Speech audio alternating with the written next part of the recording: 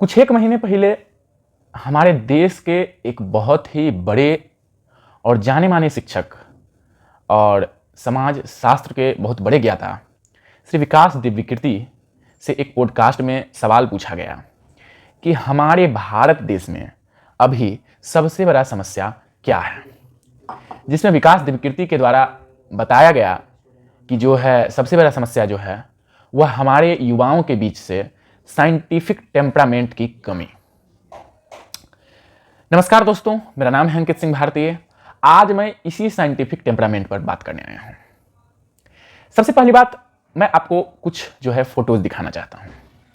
ये देखिए, बहुत सारे ऐसे चीज हैं जैसे कि टर्मरिक, पंचगव्य, गौमूत्र, तुलसी और अनेक प्रकार की नीम जैसे आयुर्वेदिक औषधियां जिसके पेटेंट जो हैं बार बार बाहरी देशों के द्वारा कराया जा रहा है। अगले टर्म की ओर पहुंचते हैं। कुछ दिन पहले ही, तकरीबन 3 से 4 साल हुआ है इसको मतलब पूरा रूप मिलते हुए, आयुर्जीनोमिक्स एक नया साइंटिफिक ब्रांच हमारे जो है साइंटिस्ट के द्वारा निकाला गया है। यह आयुर्जीनोमिक्स में हमारा जो आयुर्वेदिक में डिजीज को डायग्नोज करके जो बताया जाता है कि किसी भी डिजीज का मुख्य कारण वात, पित्त और कफ जो होता है, इसको डीएनए से जोड़ करके इस पर जो है मूलतः आयुर्जीनोमिक्स रिसर्च करता है। आईसीएआर और बहुत सारे जेनेटिक कॉलेजेस ने मिलकर के इस पर रिसर्च किया और मूलतः जो है यह आयुर्जीनोमिक्स नामक ब्रांच को निकाला। अगली बात पर अगर हम बात करें तो क्या आप जानते हैं कि जो फास्टिंग है, फास्टिंग के ऊपर जापानीज साइंटिस्ट को 2016 में नोबेल प्राइज मिला। और तो और अगर हम आयुर्वेद के ऋतुचर्या और रहन सहन के तरीके को ना समझ पाए हों तो उसके लिए भी जो साइंस का एक नया ब्रांच जो है इपिजेनेटिक्स, जिस पर अमेरिका ने खुद का अपना पेटेंट कराया, जो कि डिट्टो टू डिट्टो हमारे आयुर्वेदिक टर्म से पूरे कॉपीज यह जो है ब्रांच साइंस का निकाला गया है। आप लोग सोच रहे होंगे मैंने इन सभी चीजों पर चर्चा क्यों किया। देखिए, चर्चा का विषय मुख्यतः देखिए क्या है कि हम लोग आसान से बोल देते हैं कि हमारे युवाओं के बीच में साइंटिफिक टेम्परामेंट की कमी है। जी हाँ, ये तो है, उसमें कोई दोहराई नहीं है। लेकिन कारण इसका क्या है साइंटिफिक टेम्परामेंट का कमी का? क्योंकि आज के डेट में भी और पुराने समय से भी जो लोग अपनी सांस्कृतिक विरासत में साइंस को देख करके उस पर बात करने की पहल करते हैं, उनका हमारे बीच मजाक उड़ाया जाता है।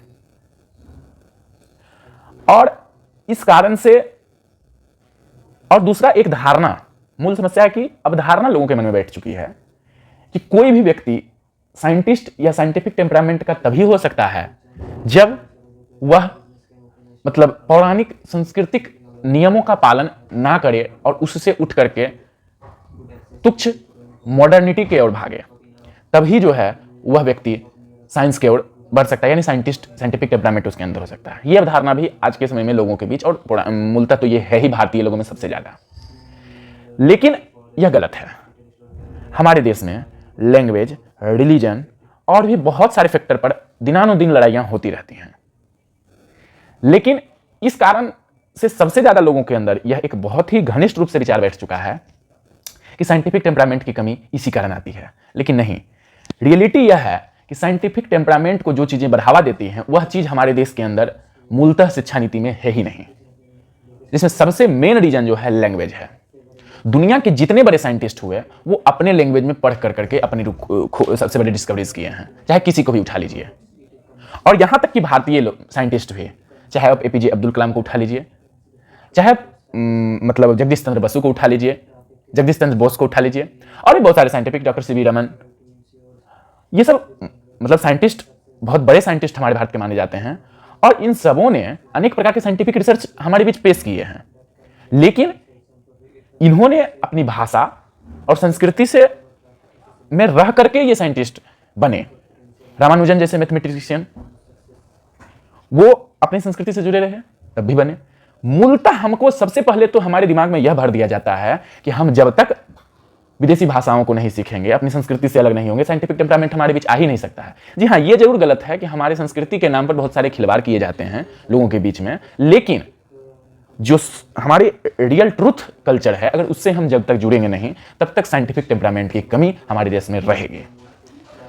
निष्कर्षतः मैं यही कहना चाहता हूं कि अपने रूट से जुड़ें, और जिनको भी साइंटिफिक रिसर्चेज में इंटरेस्ट हो, मैं कहना चाहता हूं कि हमारे देश में सांस्कृतिक विरासत इतनी है जिस पर हम अगर साइंटिफिक रिसर्चेज करें तो हम ज्यादा से ज्यादा अपने देश की विरासत को भी बचा सकते हैं, और जो दुनिया हमारे पेटेंट को, हमारे ज्ञान को लेकर करके, सीख कर करके, काम कर करके पेटेंट्स करवा रहे हैं, नोबेल प्राइजेस मिल रहे हैं, वो हमारे भारत को मिले। इसके लिए युवाओं को बढ़ावा दें, ना कि कोई अगर पंचगव्य, गौमूत्र आदि पर जब चर्चा करें तो उसका मजाक नहीं बनाया जाए